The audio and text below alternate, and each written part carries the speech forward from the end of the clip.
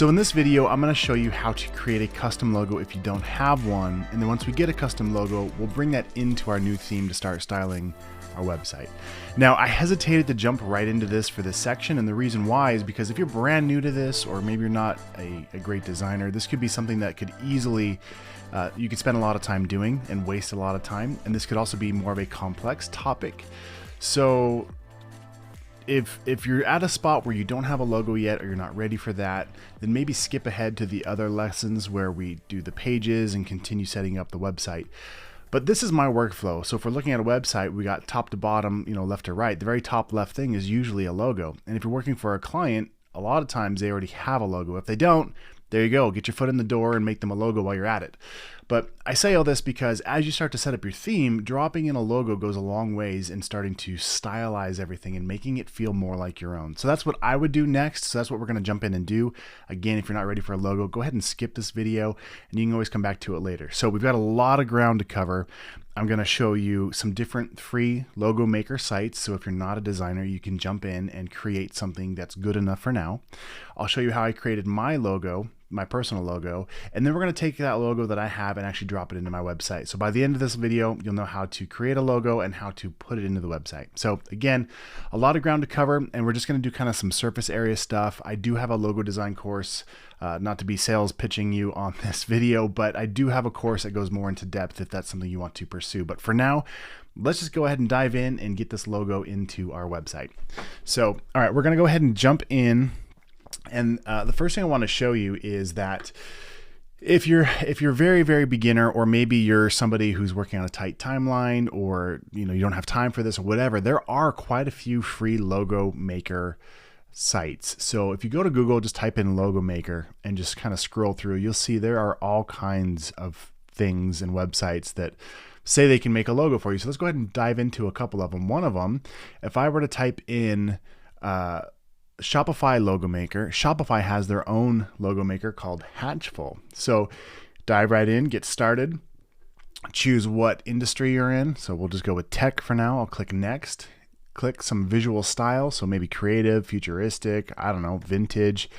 We'll click next, add your business name. You can see I've already done this once. How about a slogan? My awesome slogan goes here. All right, boom. We'll click next. All right, and how am I going to use the logo? We'll just have it used on everything, and I'll click next. So check it out. Wow, we made these logos for you. Okay, so most of these, I'm not going to lie, are pretty terrible.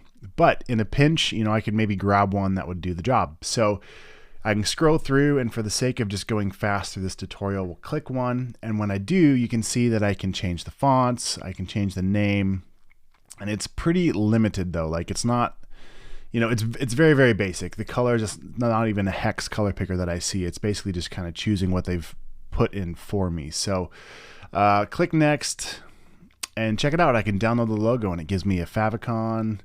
That's your favorites icon. That's what goes up here in your website. So all these bookmarks I have, these are all called favicons or favicon, whatever you want to call it.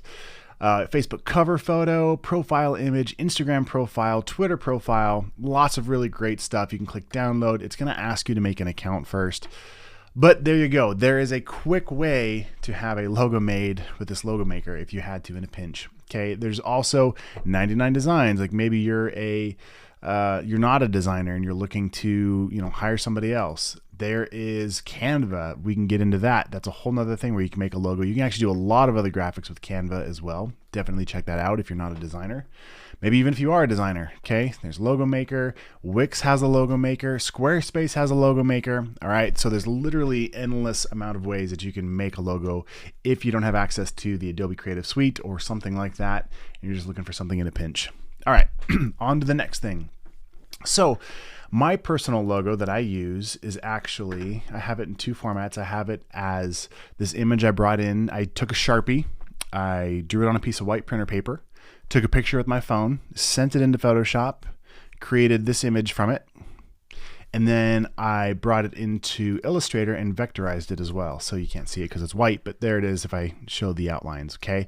So if you want to learn how to do that, like maybe you're an artist and you want to learn how to, maybe you want to hand draw something or do something trendy like that, or even just a signature, right? It goes a long ways in branding your own website. So I actually have a YouTube video. I'll link it below. If you just go to my YouTube channel, youtube.com/Derek Mitchell, and then search for episode 11, create a logo with Sharpies in Illustrator, I actually go through and I show you exactly what I did to create this logo. Okay. So hopefully that helps you as well if you're looking for a way to do that. So there's some simple solutions on how to create a logo. If you're working for a client or somebody who already has one, now you can just dive in and actually get to work on that. So what we're going to do is we're going to come to our online store. We'll come into themes. We're now in Shopify here. And depending on what your current theme is, you might see some different options, but over here you should see this customize button. So we'll click on that. And once that opens, again, depending on your theme, you'll see some different options here on the left-hand side. But typically what we're looking for, we can either click on this right here. It should take us to the home page if it brings you somewhere else as far as clicking on the store name. But click over here on header, and right here it has the option for a logo image. So if you don't have anything, you can explore free images, but these are just going to be images. They're not going to be a true logo. So if I click on select image, and I already uploaded my logo that I have, it'll throw that right in there. And I exported this as a PNG file, so there's transparency, so that way whatever I put in the header will show through without it being a white box, okay? I'll click select.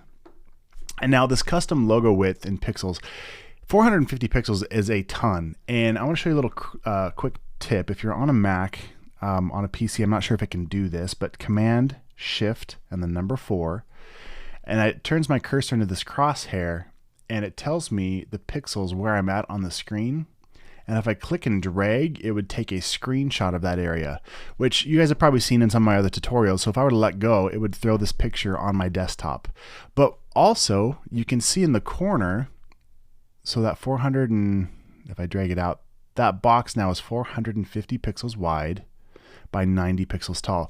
So I use this sometimes if I have to measure on my screen to see how big something is. Now if I don't let go, my mouse is still held down. If I hit the space bar, I can move this and I can see, yep, that's about 450 pixels. That's huge. So maybe I want to make it, smaller, like here. If I, about this big, this looks like it's about 200 pixels. That's still pretty big. If I drag it down, and maybe I want it to match my website. So I'm gonna hit escape. I'm gonna open up a new tab and I'll go to my website. And let's say I want my logo to be about the same size. So I can hit Command Shift and the number 4. Now I hit the space bar and I've been holding down my mouse button this whole time. I'll drag this up here and I can see this must be about 150 pixels by about 70 pixels tall. So 150, I'm gonna hit escape because I don't want to take a picture of that. Come back over here and I'm gonna change this to 150. There we go. And now in theory, the logo is about the same size on both websites. All right. There we go. So that's how you would add a logo. And I'm going to go ahead and hit save over here. And now my logo is in the website. So I know I flew through that and hopefully this gets you in the right ballpark for how to do these things. There's a bunch of tips I just shared with you. If you have questions, please don't hesitate to ask. And in the next video, we'll continue to refine our theme. We're going to go ahead and create a new header or a slider image. So this big space right here, as we're looking at this, it's called a slide or a slider or header image. By adding an image that matches your brand, it goes a long way in immediately changing the look and feel of your website. So we're going to go ahead and do that next.